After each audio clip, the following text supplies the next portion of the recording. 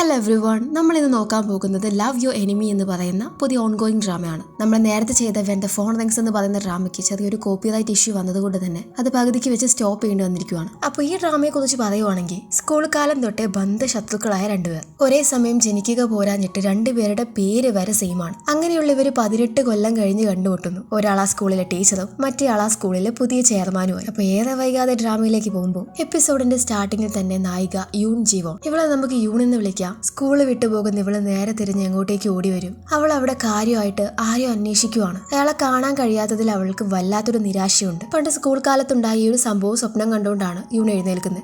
ഇന്നും ഈ സ്വപ്നമാണോന്നും പറഞ്ഞ് വെറുതെറുത്ത് അവൾ സ്കൂളിലേക്ക് പോവാണ്. പണ്ട് അവൾ പഠിച്ചിരുന്ന സെയിം സ്കൂളിലെ PT ടീച്ചറായിട്ടാണ് അവളിപ്പോൾ വർക്ക് ചെയ്യുന്നത്. ഈ സ്കൂളിന്റെ ചെയർമാൻ എന്ന് പറയുന്നത് നമ്മുടെ യൂണിന്റെ ഗ്രാൻഡ് പേ ആണ്. പക്ഷേ ഇപ്പൊ ഈ ഒരു ഫൗണ്ടേഷൻ പുള്ളിയുടെ കയ്യിൽ നിന്ന് പുള്ളിയുടെ ബന്ധശത്രു ഗ്യോങ്തെ കൊണ്ടുപോകും എന്നൊരവസ്ഥയിലാണ് ഗ്രാൻഡ് പാ. സ്കൂള് വിട്ടുകൊടുത്തൊന്ന് റെസ്റ്റ് ചെയ്യുന്നതിലൊന്നും ഗ്രാൻഡ് പേക്ക് ഒരു കുഴപ്പമില്ല. എന്നിത് പിന്നീട് കിട്ടുന്നത് ഗ്യോങ്തയുടെ കയ്യിലായതുകൊണ്ട് തന്നെ താൻ ഇതങ്ങനെ വിട്ടുകൊടുക്കില്ലെന്ന് ശബ്ദം ചെയ്താണ് ഗ്രാൻഡ് പേ ഇരിക്കുന്നത്. ഗ്യോങ്തയ്ക്കാണെങ്കിൽ സ്കൂളിനോട് താല്പര്യമൊന്നുമില്ല. ഇത് മാറ്റിയിട്ട് ഇവിടെ ഒരു ഗോൾഫ് സ്റ്റേഡിയം സ്റ്റാർട്ട് ചെയ്യാൻ വേണ്ടിയിട്ടാണ്. ഇക്കാര്യത്തെ കുറിച്ച് തന്നെയാണ് ഓഫീസ് റൂമിലും ടീച്ചേഴ്സ് സംസാരിച്ചുകൊണ്ടിരിക്കുന്നത്. കാലങ്ങളായിട്ട് ഈ ഗ്രാൻഡ് പേയുടെ കുടുംബത്തെ സേവിച്ചുകൊണ്ടിരുന്ന കർഷക കുടുംബമായിരുന്നു ഈ ഗ്യോങ്തയുടെ. എന്നാൽ പക്ഷെ ഇടയ്ക്ക് വെച്ച് പുള്ളിയുടെ അച്ഛൻ ഒരു സിമെന്റ് കമ്പനിയെല്ലാം സ്റ്റാർട്ട് ചെയ്ത് അതിൽ നിന്ന് പൈസ ഉണ്ടാക്കി വളരെ റിച്ച് ആവുകയായിരുന്നു. എന്നാൽ പ്രശ്നങ്ങൾ സ്റ്റാർട്ട് ചെയ്യുന്നത് ഈ ഗ്യോങ്തയുടെ അച്ഛനും ഗ്രാൻഡ് പേയും ഒരു പെണ്ണിന്റെ പിറകെ കൂടിയപ്പോഴാണ്. അതിനുശേഷം ആ പെണ്ണിന് വേണ്ടി ഇവർക്കിടയിൽ ഒരു യുദ്ധം തന്നെയായിരുന്നു നടന്നിട്ടുണ്ടായിരുന്നത്. എന്ന അവസാനം ഗ്രാൻഡ് പേ വെട്ടിച്ച് ഈ ഗ്യോങ്തയുടെ അച്ഛൻ ആ പെണ്ണിനെ സ്വന്തമാക്കുമായിരുന്നു. ഇതേസമയം ഗ്യോങ്തയും പുള്ളിയുടെ അസിസ്റ്റന്റിനോട് ഈ റിവഞ്ചിന്റെ കഥ പറഞ്ഞുകൊണ്ടിരിക്കുവാണ്.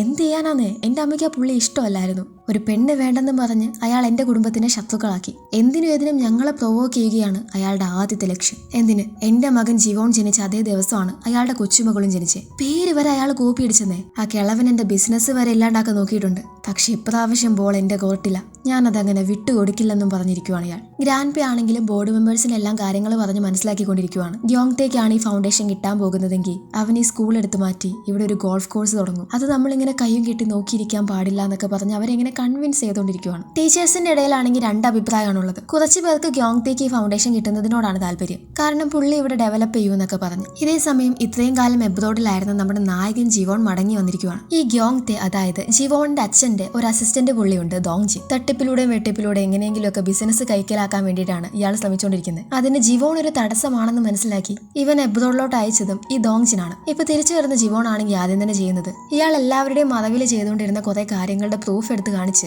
ദോങ്ജിന്റെ വാ മൂടിക്കെട്ടലായിരുന്നു. ദോങ്ജിനാണെങ്കിൽ ജീവോണിന് ഒടുക്കത്തെ പേടിയുമാണ്. കാലം തന്റെ മുന്നിൽ വന്നു നിന്നാലും തനിക്ക് മാനേജ് ചെയ്യാൻ പറ്റും, പക്ഷെ ഇവനെ പറ്റില്ല എന്ന് പറഞ്ഞിരിക്കുവാണ് പുള്ളി. അങ്ങനെ ഇപ്പോൾ ബോർഡ് മീറ്റിംഗിൽ ആളുകളുടെ വോട്ടിങ്ങിന്റെ അടിസ്ഥാനത്തിൽ ഈ ഹൈസ്കൂൾ കൺസ്ട്രക്ഷൻ ഗ്യോങ്തയുടെ കമ്പനിക്ക് കിട്ടിയിരിക്കുവാണ്. എല്ലാരും കൂടെ എന്നെ ചതിച്ചല്ലേ നാദികളെന്നും പറഞ്ഞിരിക്കുവാണ് ഗ്രാൻഡ് പാ.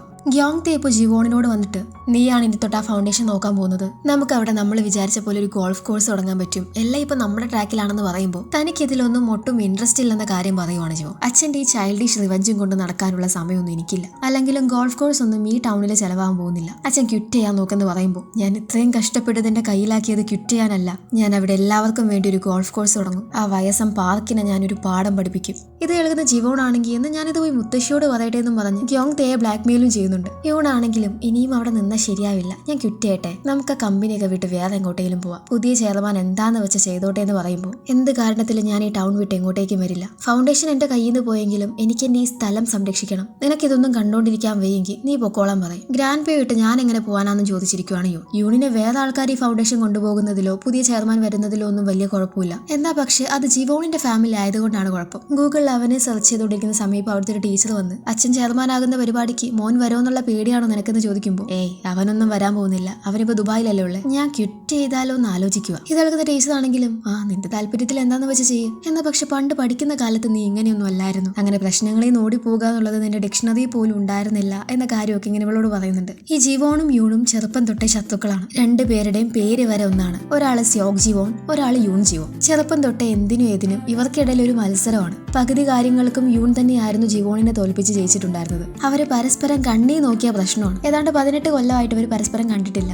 ഇനി പരസ്പരം കാണാൻ വേണ്ടാന്ന് പറഞ്ഞാണ് ഇവർ നിൽക്കുന്നത്. നാട്ടിൽ വന്ന ജീവോൺ ആണെങ്കിൽ ഫ്രണ്ട്സിനെ കാണാനായിട്ട് ചെല്ലുന്നുണ്ട്. ദുബായി പോയതിനു ശേഷം ഇവരെ ഒന്നും കോണ്ടാക്ട് പോലും ചെയ്തില്ല എന്നും പറഞ്ഞ് ഫ്രണ്ട്സ് ജീവോണിനെ വഴക്കു പറയും. നിന്നെ ഞാൻ എത്ര പ്രാവശ്യം റീയൂണിയന് വേണ്ടി വിളിച്ചു, നീ നീ വന്നോന്നും ചോദിച്ചു. എടാ പിന്നെ നമ്മുടെ സ്കൂൾ ലീഡർ ഉണ്ടായിരുന്നില്ലേ, അവളൊരു വട്ടം റീയൂണിയന് വന്നിട്ടുണ്ടായിരുന്നു. സ്കൂൾ ലീഡറോ? അതാരാന്ന് ചോദിക്കുന്ന ജീവനോട്. എടാ നമ്മുടെ യൂൺ, അവളിപ്പോ നമ്മുടെ സ്കൂളിലെ ഒരു ടീച്ചറാ. പഠിക്കുന്ന സമയത്ത് നമ്മൾ അവളെ മാഡ് ഡോഗ് എന്ന് വിളിച്ചിരുന്നേ. നീ അതൊന്നും ഓർക്കുന്നില്ലേ? അവള് ഭയങ്കര സ്മാർട്ടായിരുന്നു, എനർജറ്റിക് ആയിരുന്നു, എന്തോരം പേര് അവളുടെ പിന്നാലെ നടന്നേ. എനിക്ക് അതൊന്നും ഓർമ്മയില്ലാന്ന് പറയുന്ന ജീവോണിനോട് ഇതെല്ലാം ഞാൻ പറഞ്ഞപ്പോ യൂണും നിന്നെ ഓർമ്മയില്ലാന്ന് പറഞ്ഞ്. ഇത് കേൾക്കുമ്പോൾ ജീവോൺ ഒന്ന് ഷോക്കാവും. എടാ നിന്നെ കുറിച്ച് ഞാൻ പറഞ്ഞു, അവൾക്കൊന്നും ഓർമ്മയില്ല. ഇത്രയും നേരം ടഫ് ക്യാരക്ടറും പിടിച്ചിരുന്ന ജീവോണിന്റെ ക്യാരക്ടർ വരെ കയ്യിന്ന് പോകും. യൂൺ തന്നെ മറന്നു എന്നറിയുമ്പോൾ ഒന്നും പറയാതെ അവിടെ നിന്ന് ഒരൊറ്റ പോക്ക്. എന്തുവാണ് ഇവന് പെട്ടെന്ന് പറ്റിയെന്ന് പറഞ്ഞാണ് ഫ്രണ്ട്സും ഇരിക്കുന്നത്. ഇതേ സമയം കുറെ ആലോചിച്ച് കൂട്ടിയതിനു ശേഷം യൂൺ ഇപ്പൊ ഗ്രാൻഡ് പേയുടെ അടുത്ത് വന്ന്, ഗ്രാൻഡ് പാ ഞാൻ എന്റെ തീരുമാനം എടുത്തു, ഞാൻ ക്വിറ്റ് ചെയ്യാൻ പോകുന്നില്ല. അന്നാദ്യം ക്വിറ്റ് ചെയ്താൽ മുത്തശ്ശനെ വിട്ടുപോകാൻ എനിക്ക് പറ്റില്ല. ഞാൻ ഇവിടെ തന്നെ നിന്ന് പോരാടും. ഇവിടെ രാത്രി ഗ്യോങ്തയും ഭാര്യയും കിടന്നുറങ്ങിക്കൊണ്ടിരിക്കുന്ന സമയം അവരുടെ മുന്നിലായിട്ടൊരു രൂപം ഇങ്ങനെ നിൽക്കുക. പേടിച്ചു പോയ രണ്ടത്തിന്റെ ജീവൻ പോയില്ലാന്നേ ഉള്ളൂ.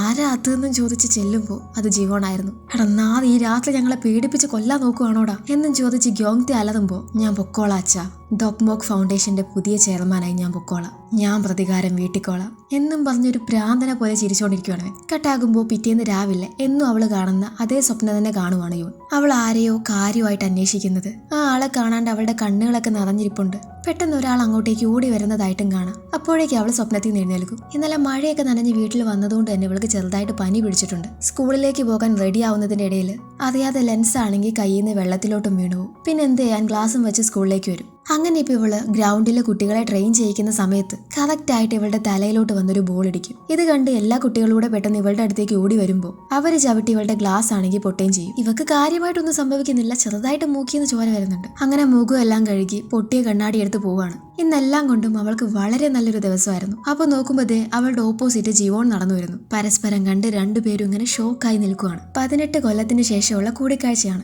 ജീവോൺ ഇങ്ങനെ ഇവളെ കണ്ട് എന്ത് ചെയ്യണമെന്ന് അറിയാതെ നിൽക്കുമ്പോൾ ആരുടെ ഈ മുന്നിൽ വന്ന് നിൽക്കുന്നതെന്ന് അറിയാതെ കണ്ണ് മേടിച്ച് നോക്കിക്കൊണ്ടിരിക്കുവാണ്. കാരണം കണ്ണട പൊട്ടിപ്പോയത് കൊണ്ട് തന്നെ മുന്നിലിരിക്കുന്ന ആളെ ഇവള് നേരെ ചൊവ്വ കണ്ടിട്ടില്ല. ആരെങ്കിലും ആവട്ടെ എന്ന് വിചാരിച്ച് മുന്നിൽ നിൽക്കുന്ന ആളെയും ഗ്രേറ്റ് ചെയ്ത് അവൾ നടന്നു. ഇതോടെ കാണുമ്പോൾ നിന്നെയും അവൾക്ക് ഓർമ്മയില്ലടാ എന്ന് ഇന്നലെ ഫ്രണ്ട് ഇവനോട് പറഞ്ഞ കാര്യമാണ് ഇവൻ ഓർമ്മ വരുന്നത്. അപ്പോ അത് സത്യമാണോ, ഇവൾ എന്നെ മറന്നോ എന്നോർത്ത് വല്ലാത്തൊരു ഭാവത്തിലാണ് ഇവൻ നിൽക്കുന്നത്. പണ്ട് ഇവന്റെ പിറകെ നടന്ന് ഒരു സ്വസ്ഥതയും കൊടുക്കാത്ത ആളായിരുന്നു ഈ യൂൺ. അവളെ മാഡ് ഡോഗ് എന്നായിരുന്നു എല്ലാവരും വിളിച്ചിട്ടുണ്ടായിരുന്നത്. കാരണം എവിടെ അനീതി കണ്ടാലും അവൾ ശബ്ദം ഉയർത്തും. ഇവള് ലീഡറായിട്ട് മത്സരിക്കുന്നത് കൊണ്ട് തന്നെ ഇവളെ സഹിക്കാൻ വയ്യാതെ ലീഡർ സ്ഥാനത്തേക്ക് ഇവനും മത്സരിച്ചിട്ടുണ്ടായിരുന്നു. ഇവളാണ് ലീഡർ സ്ഥാനത്തേക്ക് മത്സരിക്കുന്നതെന്ന് അറിഞ്ഞ് കുട്ടികളാണെങ്കിൽ ഇവനെ വോട്ട് ചെയ്ത് വിജയിപ്പിച്ചു. പക്ഷെ യൂൺ വിട്ടുകൊടുത്തില്ല, അവളെ വേറെ സ്ഥാനത്ത് കയറി പറ്റി. ഇപ്പൊ യൂൺ ആണെങ്കിൽ ഇവനെ വന്നൊരു മീറ്റിങ്ങിന് വേണ്ടി വിളിക്കുവാണ്. എന്നാൽ കളിച്ചുകൊണ്ടിരിക്കുന്നതിന്റെ ഇടയിൽ കുറച്ച് കഴിഞ്ഞ് വരാമെന്നും പറഞ്ഞ് ഇവൻ ചെല്ലുന്നില്ല. ഇവന്റെ പിറകെ ഓടി ചെല്ലുന്ന ഇവളാണെങ്കിൽ അവിടെ തലയും കുത്തി വീഴുകയും ചെയ്യും. പിന്നെ ഫ്രണ്ട്സ് എല്ലാം കൂടെ ചുമന്ന് നഴ്സിംഗ് ഹോമിലോട്ട് ഉണ്ടാവും. ഇവൾക്കാണെങ്കിൽ നടക്കാൻ വയ്യെന്നറിഞ്ഞ് ഫ്രണ്ട്സിലൊരുത്തി ഇവന്റെ പിറകിലോട്ട് വെച്ചു കൊടുക്കുകയാണ് ഇവളെ.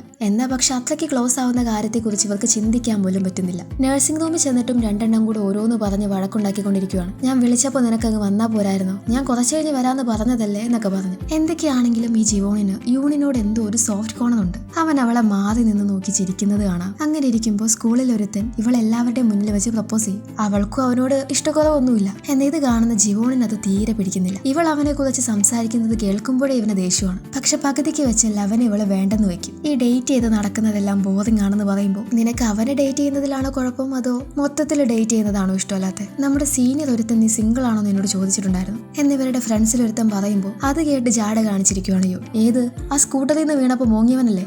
അവൻ അങ്ങനെ തന്നെ വേണം. അല്ല എന്താ നിന്റെ പ്രശ്നമെന്ന് യൂൺ ചോദിക്കുമ്പോൾ അത് എക്സാം വരാൻ പോവാ, നീ അതിൽ നോക്കാൻ നോക്ക്, അല്ലാതെ കണ്ട ലവന്മാരുടെ പിന്നാലെ നടന്ന മാർക്കൊന്നും കിട്ടാൻ പോകുന്നില്ല എന്ന് ജീവൻ പറയുമ്പോൾ 6ാം സ്ഥാനത്തുള്ള നീ 1ാം സ്ഥാനത്തുള്ള എന്നെ പഠിപ്പിക്കാൻ വരുന്നു, നീ എന്തെങ്കിലും എക്സാമിൽ എന്റെ മുന്നിൽ ചാടിയിട്ടുണ്ടോടാ എന്നും പറഞ്ഞ് ഇവൾ ഇവനെ വെല്ലുവിളിക്കും. ഇത് കേൾക്കുന്ന ഇവനാണെങ്കിൽ ഇപ്രാവശ്യത്തെ ഫൈനലിൽ ഞാൻ നിന്നെ തോൽപ്പിച്ചിരിക്കും. ഓ അങ്ങനെയാണോ, 6ാം സ്ഥാനത്തുള്ള നീ 1ാം സ്ഥാനത്തുള്ള എന്നെ തോൽപ്പിക്കാൻ പോവാ? ശരി, ഈ ബെറ്റില് ഞാനാണ് ജയിക്കാൻ പോകുന്നതെങ്കിൽ പിന്നെ നീ ജീവിതകാലം മുഴുവൻ എന്നെ ചേച്ചി എന്ന് വിളിക്കണം. അതെന്താ ജീവിതകാലം മുഴുവൻ നിനക്ക് എന്നെ കണ്ടോണ്ടിരിക്കണമെന്ന് ഇവൻ ചോദിക്കുമ്പോൾ പെട്ടെന്ന് ഇവള് വിഷയം മാറ്റി ഞാൻ ഗ്രാജുവേറ്റ് ആവുന്നത് വരെ എന്നാ ഉദ്ദേശിച്ചെന്ന് പറയും. ചത്താലും ഞാൻ എന്നെ ചേച്ചി എന്ന് വിളിക്കാൻ പോകുന്നില്ല. എന്നാ ഇനിയിപ്പോ ഞാനാണ് ജയിക്കാൻ പോകുന്നതെങ്കിൽ നീ എന്നെ ഡേറ്റ് ചെയ്യണം. അത് കേൾക്കുമ്പോഴേ യൂണടക്കം എല്ലാത്തിന്റെയും കിളിയും പോകും. ഞാൻ എന്നെ ഒരിക്കലും ചേച്ചി എന്ന് വിളിക്കാൻ പോകുന്നില്ല. അങ്ങനെയാണെങ്കിൽ നമുക്ക് ഈ ബെറ്റ് ഒന്ന് ത്രില്ലിംഗ് ആക്കാം. യൂണാണെങ്കിലും നിന്നെ ഡേറ്റ് ചെയ്യുന്നതിന് പകരം എന്റെ തല മൊട്ടയടിക്കുന്നതാ നല്ലതെന്നും പറഞ്ഞിരിക്കുവാണ്. അങ്ങനെ അന്ന് തൊട്ട് രണ്ടുപേരും ഫൈനൽസിന് വേണ്ടി പഠിക്കാൻ തുടങ്ങും. അങ്ങനെ കഷ്ടപ്പെട്ട് ഉറക്കമൊഴിച്ച് പഠിച്ച് അവസാനം ഫൈനൽസിന്റെ റിസൾട്ട് വരും. എന്നപ്പോഴും യൂണിനെ വെട്ടിക്കാനായിട്ട് ജിവോണിന് കഴിയുന്നില്ല. ഫസ്റ്റ് പ്ലേസ് അവള് എന്നെ കൊണ്ടുപോകും. അന്ന് വീട്ടിലോട്ട് പോകുമ്പോൾ ജിവോൺ ആണെങ്കിൽ